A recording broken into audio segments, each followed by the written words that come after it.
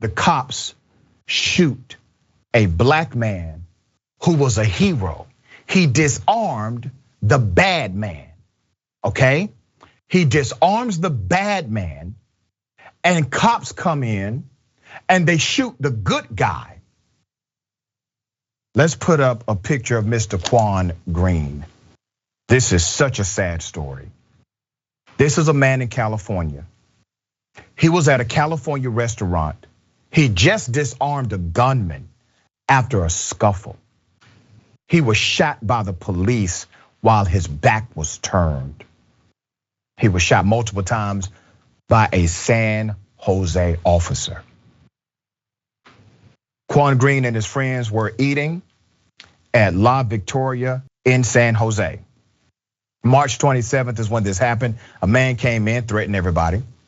His attorney, Adante Pointer, said, the man left the restaurant and returned with 2 others, and a spat ensued, right? Let's put up a picture of the altercation, okay? Now you see, that's an altercation, right? One of the other men pulled out a gun, according to multiple reports. Green's attorney said his client was defending himself and tried to take the gun away during the incident. You see that clearly, all right? Green, who is a community football player, tried to shield everyone from further disaster and is hailing him a hero, okay? At one point, the clip fell out of the gun. The attorney said Green put the clip back in, but he never pointed it at anyone.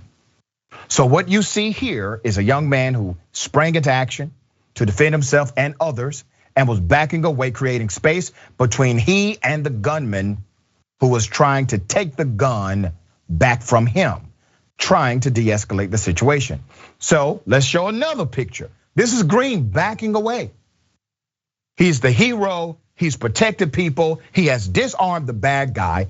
Green was backing out of the restaurant, away from the fight, when police, already about 800 feet away, responding to a homicide, opened fire on him, the 20-year-old.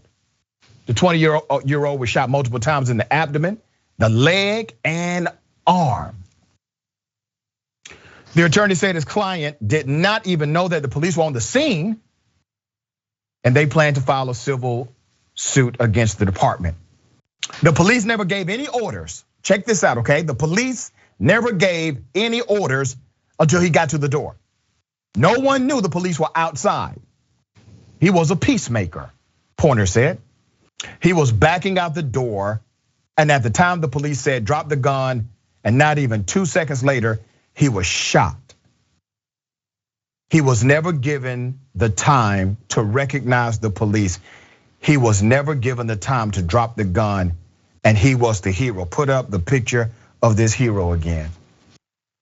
See, this is what happens when you are a black hero in America. That man risked his life, sprang into action, stopped others from being injured or killed. Police arrive. They're not even present for that situation. They don't know. They just see what? Black man with gun must die. He's fighting for his life. He's still alive. They tried to kill him.